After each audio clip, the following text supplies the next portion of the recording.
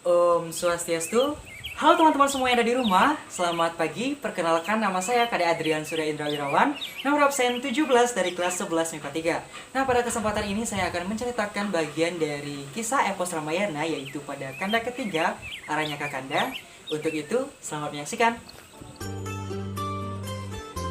Nah teman-teman, setelah menuntut ilmu di suatu pertapaan dan meninggalkan Citrakuta, Rama, Laksamana, dan Sinta akhirnya kembali menelusuri hutan hingga sampai di hutan Dandaka. Sesampainya di sana, mereka disambut dengan sangat meriah oleh warga Dandaka dikarenakan dielu-elukan sebagai pahlawan yang menewaskan raksasa Wirada dan menyelamatkan para pertapa. Akhirnya Rama, Sinta, dan Laksamana tinggal dalam waktu yang lama di desa Dandaka. Dan kehidupan di desa Dandaka menjadi sangat tentram dan orang-orang di sana dapat menuntut ilmu tanpa adanya gangguan. Nah teman-teman, suatu hari Rama dan juga Laksamana didatangi oleh seorang raksasa yang bernama Surpanaka. Surpanaka sangat kagum dengan si Rama dan merubah wujudnya menjadi wanita yang sangat cantik untuk menggoda si Rama. Namun dengan bijaksana Rama menolak untuk menikahinya dengan alasan ia sudah beristri dan membujuk Laksamana, namun Laksamana juga menolaknya. Nah, karena iri dengan kecantikan Dewi Sinta, Surpanaka menjadi sangat iri dan ingin membunuh Dewi Sinta. Namun dengan sigapnya, Rama dan juga Laksamana mengarahkan pedangnya ke arah Surpanaka hingga menyebabkan hidungnya terpotong dan wujud asli raksasa Surpanaka dapat dilihat oleh mereka, Laksamana dan juga si Rama. Nah, karena kejadian tersebut, Surpanaka mengadukan hal tersebut kepada suaminya Trisira. Nah, karena merasa marah, Trisira bersama dengan pasukan bala tentara raksasanya yang sangat luar biasa menggempur Rama dan juga Laksamana. Namun, pasukan tersebut dapat ditewaskan oleh si Rama dengan mudah. Nah, kemudian akhirnya Surpanaka menemui kakaknya Rahwana dengan sambil memprovokasi untuk menculik Dewi Sinta yang katanya sangat cantik. Karena tergoda, Rahwana pun diiringi dengan raksasa Marica yang mengambil wujud kijang emas yang menggoda hati Dewi Sinta. Dewi Sinta pun meminta Sri Rama untuk memburu kijang tersebut.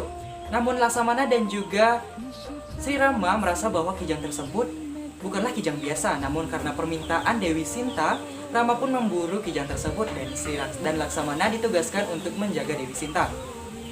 Kijang tersebut sangatlah gesit hingga membawa Sri Rama menuju ke tengah hutan.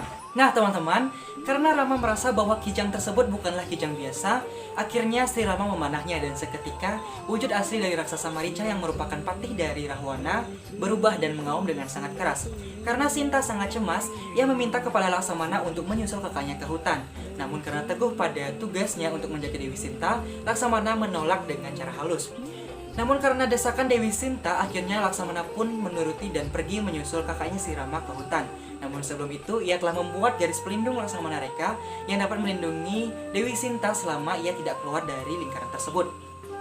Kemudian mengetahui bahwa Dewi Sinta sendirian di hutan tersebut, Rahwana yang mengambil wujud seorang Brahmana meminta air minum kepada Dewi Sinta. Karena tidak bisa memasuki lingkaran garis reka tersebut, ia meminta Dewi Sinta untuk mengulurkan tangannya keluar.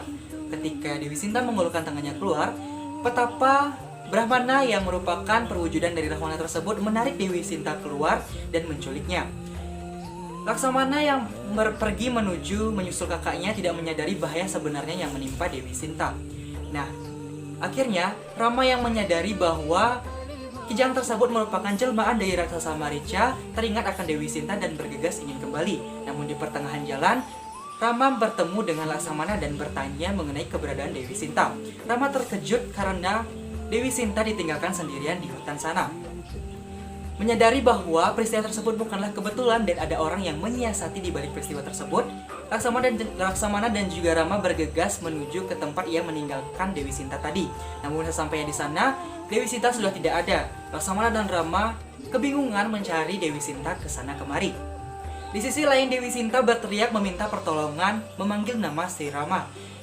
Namun ketika Rahwana mencoba untuk membawa Dewi Sinta terbang ke udara, burung Jatayu yang mendengar teriakan Dewi Sinta berusaha untuk membantu menyelamatkan Dewi Sinta dan menyerang Rahwana dengan sekuat tenaganya. Namun karena tidak dapat menandingi kekuatan dari sang Rahwana, akhirnya burung Jatayu sekarat karena kedua sayapnya ditebas dan jatuh ke tanah. Dewi Sinta yang sangat panik juga menjatuhkan perhiasan dan juga selendangnya, yang dimana salah satu selendangnya jatuh di salah satu pasukan kera Kiskindha.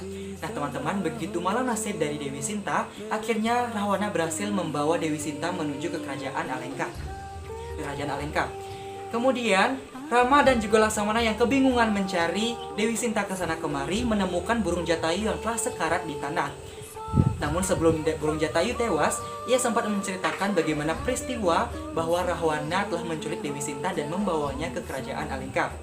Nah setelah itu, betapa hancurnya hati Rama mendengar kisah tersebut karena istri kesayangannya diculik oleh Rahwana.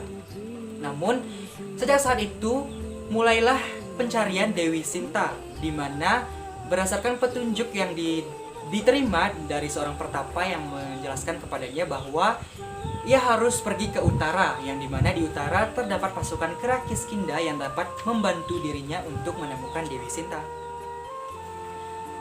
Nah teman-teman semua yang ada di rumah, terima kasih telah menyaksikan video saya hingga berakhir.